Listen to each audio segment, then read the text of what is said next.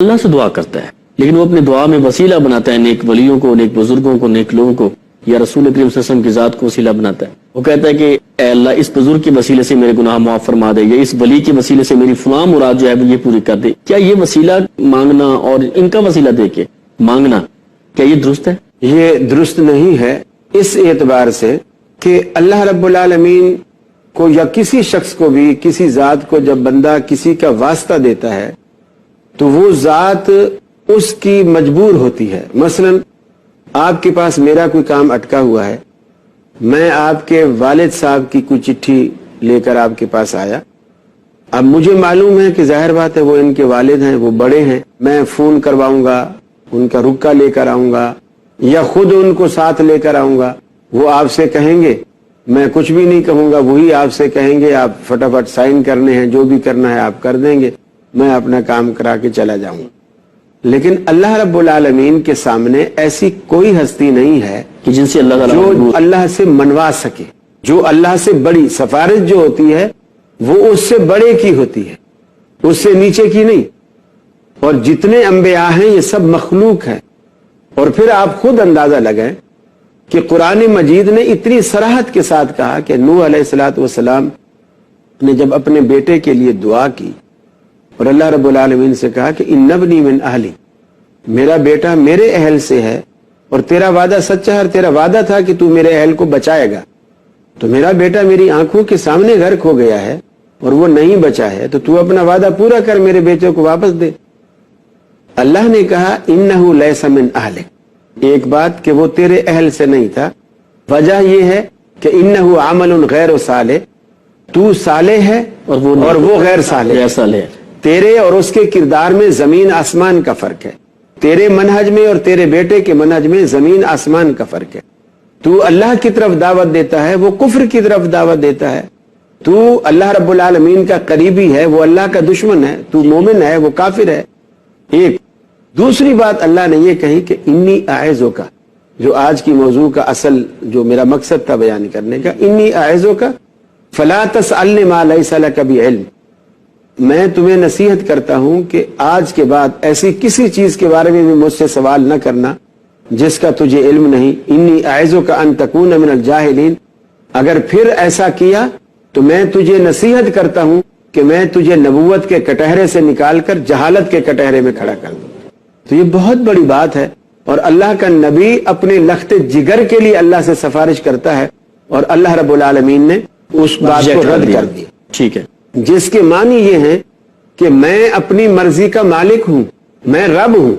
میں اپنی مرضی کا مالک ہوں، چاہوں تو انبیاء کی رد کر دوں، اور جب ماننے پر آئے تو ابلیس اللہ کا دشمن ہے، اور مسلمان کا بھی دشمن ہے، مومنوں کا بھی دشمن ہے۔ وہ جب اللہ رب العالمین سے دعا کرتا ہے کہ یا اللہ تو نے مجھے دھتکار تو دیا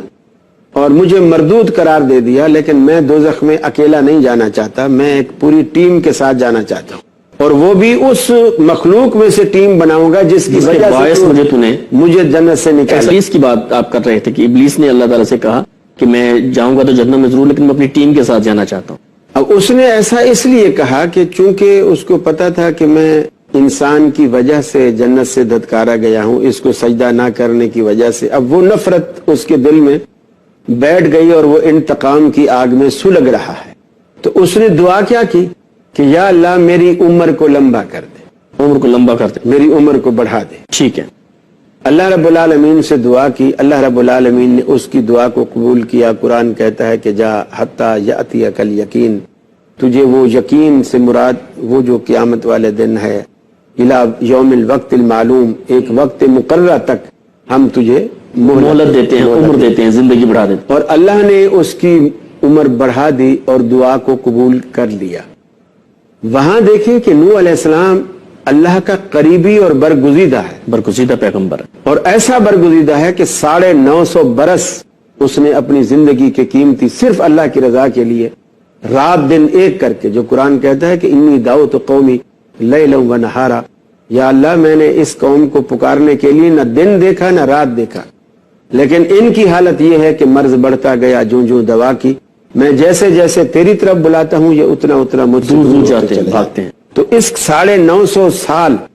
اللہ کے دین کے لیے اپنی عمر کا ایک طویل حصہ کھپانے والا شخص اللہ سے دعا کرتا ہے اور اللہ چھوڑ دیتا ہے، اور شیطان دعا کرتا ہے اور اللہ قبول کر دیتا ہے، اس کے یہ معنی ہے اللہ دنیا کو یہ بتانا چاہتا ہے میں مرضی کا مالک ہوں، میں چاہوں تو اپنے دشمنوں کی مان لوں اور نہ چاہوں اپنے پیاروں تو کی اپنے رد کر دوں۔ پیاروں کی چھوڑ دوں۔ مجھ سے کوئی پوچھنے والا نہیں ہے، مجھ پر کسی کا زور اور بس نہیں چلتا۔ تو لہٰذا یہ تصور اور یہ عقیدہ رکھنا کہ چونکہ اللہ رب العالمین کے پیارے ہیں میں ان کا نام لوں گا تو اللہ رب العالمین اس کو فوراً قبول کر لے گا، ایسا نہیں ہے۔ یعنی صرف نام لینے سے کیا، وہ خود وہ ہستی اللہ کے آگے ہاتھ اٹھائے بیٹھی ہے اور آپ نے رد کر دیا ہے، اس سے بڑی مثال اور کیا ہوگی؟ پھر جتنی دعائیں پورے قرآن کے ذخیرے میں شروع ہوتی ہیں یا اللہم سے شروع ہوتی ہیں، ربنا سے شروع ہوتی ہیں، رب سے شروع ہوتی ہیں، کوئی ایک دعا بھی ایسی نہیں ہے جو واسطے اور وسیلے کے نام سے کسی اور کے نام سے بالکل شروع جو ہوتی ہے۔ کسی کا واسطہ دیا گیا ہو۔ جتنی دعائیں ہیں ڈائریکٹ، اور ڈائریکٹ ڈائلنگ میں جو مزہ ہے وہ دیکھو، کہیں بھی آدمی سفر کرتا ہے نا، اگر وہ سروس ڈائریکٹ جا رہی ہے وہ مہنگی بھی ہوتی ہے، مہنگی بھی ہوتی ہے اور وہ آسان بھی ہوتی ہے، اور جو وایا ہوتی ہے وہ سستی بھی ہوتی ہے اور مشکل بھی ہوتی ہے۔ تو اللہ نے جب آپ کو ڈائریکٹ ڈائلنگ کا طریقہ بتایا ہے اور خود کہا ہے کہ ادعونی استجب لکم، مجھے پکارو میں تمہاری دعاؤں کو پکار کو سنتا ہوں، بلکہ فرمایا من لا یسأل اللہ یغضب علیہ، جو اللہ سے نہیں مانگتا اللہ اس سے ناراض ہو جاتا ہے۔ اللہ اکبر۔ غیر اللہ سے آپ مانگیں تو وہ ناراض ہوتے ہیں، اللہ سے نہ مانگیں تو ناراض ہوتا ہے۔ کتنا فرق ہے۔ اللہ اکبر۔ اچھا شیخ یہ بتائیے، بلکہ حضرت جی تو آپ کی بات کاٹ رہا ہوں، حضرت جی تو یہ کہتے ہیں کہ میں آؤں گا تو کیا دے گا اور تو آئے گا تو کیا لائے گا، ہمیشہ ون وے چلتا ہے ساری زندگی، اور دینے کی کوئی بات نہیں۔ میں آؤں گا تو کیا دے گا، تو آئے گا تو کیا لائے گا، لیکن اللہ رب العالمین کہتا ہے کچھ نہ لا، خالی ہاتھ آ، جھولیاں بھر کے جا۔ اور میں تجھے یہ بھی نہیں کہوں گا کہ تو کس منہ سے آیا ہے، تو کس منہ سے آیا، اللہ کھانا بھی نہیں دے۔ اللہ اکبر۔ شیخ یہ بتائیے، یہ سننے میں ایک آیا ہے کہ آدم علیہ السلام دنیا میں سب سے پہلے انسان، اللہ کے نبی، جب یہ جنت سے نکالے گئے، بڑا مشہور واقعہ ہے، جنت سے جب یہ نکالے گئے تو اس وقت جنت کے دروازے پہ انہوں نے ایک کلمہ لکھا دیکھا، غالباً اس میں نبی اکرم صلی اللہ علیہ وسلم کا نام کہا جاتا ہے کہ ان کا نام لکھا ہوا دیکھا۔ تو جب یہ دنیا میں آئے تو انہوں نے اس نام کا وسیلہ دے کر اللہ سے دعا کی تو ان کی توبہ قبول ہوئی۔ یہ بات بھی صرف جہلاء میں مشہور ہے اور قرآن مجید کی صریحاً نصوص کے خلاف۔ قرآن مجید میں اللہ رب العالمین کہتا ہے فَتَلَقَّى آدَمُ مِن رَبِّهِ كَلِمَاتٍ فَتَابَ عَلَيْهِ، آدم علیہ السلام نے اللہ سے چند کلمے ایسے سیکھے جن پر توبہ کی تو اللہ رب العالمین نے ان کی توبہ کو قبول کیا۔ اور قرآن مجید نے دوسری جگہ پر اس کی وضاحت کی کہ وہ کلمے جو اللہ رب العالمین سے سیکھے تھے وہ کلمے کیا تھے۔ قرآن کہتا ہے ربنا ظلمنا انفسنا وان لم تغفر لنا وترحمنا لنکونن من الخاسرین۔ یہی میدان عرفات جہاں آج ہادی جا کر اللہ سے درخواست کرتا ہے اللہم اغفر لی، اللہ مجھے بخش دے، اسی میدان عرفات میں آنسوؤں کی برسات میں حضرت آدم علیہ السلام نے اللہ سے کہا اے اللہ میں بھی اور میری بیوی دونوں نے اپنی جانوں پر ظلم کیا، اگر تو نے ہمیں معاف نہ کیا اور ہمیں نہ بخشا، ہمارے اس قصور کو نظر انداز نہ کیا تو ہمارا سفینہ کبھی کنارے لگ سکتا ہی نہیں، ہم تو اسی منجھدار میں ڈوب جائیں گے، اللہ تو ہمیں معاف فرما۔ چنانچہ قرآن کہتا ہے اللہ نے آدم علیہ السلام کی دعا کو پھر قبول کیا۔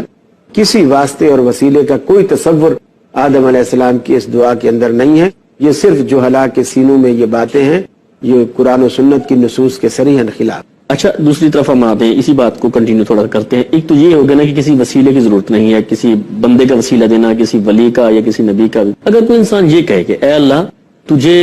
تیرے نبی سے جو محبت ہے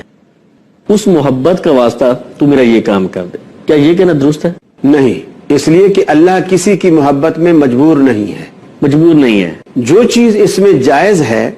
وہ یہ ہے کہ ایک شخص موجود ہے، اللہ کے نبی آگے موجود ہیں، اور وہ اللہ کے نبی سے کہتا ہے کہ آپ اللہ کے رسول ہیں میرے لیے دعا فرمائیں۔ جس طرح حضرت ابو ہریرہ رضی اللہ تعالی عنہ رسول اللہ صلی اللہ علیہ وسلم کے پاس آئے کہ یا رسول اللہ میری امی یہ قسم کھائے بیٹھی ہے کہ تو جب تک اسلام نہیں چھوڑے گا میں روٹی نہیں کھاؤں گی، اور مجھے میری والدہ سے بہت محبت ہے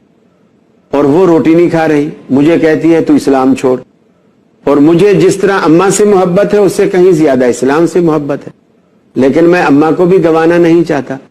تو اللہ کے رسول آپ ایسا کیوں نہیں کرتے، میری اماں کے لیے دعا کریں، اللہ اسے ہدایت دے دے. تو نبی کریم صلی اللہ علیہ وسلم نے دعا کی. چنانچہ حضرت ابو ہریرہ سیرت کی کتاب میں ملتا ہے کہ وہ اللہ کے رسول نے دعا کے لیے ہاتھ اٹھائے اور حضرت ابو ہریرہ وہاں سے بھاگے اپنے گھر کی طرف، تاکہ یہ دیکھوں کہ اللہ کے نبی کی دعا پہلے پہنچتی ہے یا میں پہلے پہنچتا ہوں. چنانچہ دروازے پہ دستک دی اور پتا چلا کہ اندر پانی کے جیسے نہاتے وقت جو پانی کا شور ہوتا ہے، آواز ہوتی ہے، پانی گرنے کی آواز، وہ آ رہی ہے. اور وہ سمجھ گئے کہ میری والدہ نہا رہی ہیں اور شاید کچھ انقلاب آ گیا ہے. جیسے وہ فارغ ہوئی اور دروازہ کھولا تو انہوں نے کہا بیٹا مجھے بھی وہیں لے چلو جہاں سے تو آ رہا ہے. اللہ. تو یہ اللہ کے نبی سے ابو ہریرہ نے دعا کرائی. تو اس طرح کوئی بھی آج کوئی بزرگ آدمی ہے، آپ اس سے درخواست کر سکتے ہیں کہ میرے لیے دعا فرمائیے، تو بالکل وہ دعا کرے. جس طرح حضرت عمر فاروق رضی اللہ تعالیٰ عنہ نے استسقاء کے لیے نبی کریم صلی اللہ علیہ وسلم کے بعد مدینے میں قحط سالی آئی، استسقاء کے لیے نبی کے چچا کو انہوں نے آگے کیا. تو انہوں نے کہا کہ انا کنا نتوسل الیک بنبیک، اے اللہ ہم پہلے تیرے رسول کو آگے کیا کرتے تھے اور تو ہمیں بارش دیا کرتا تھا،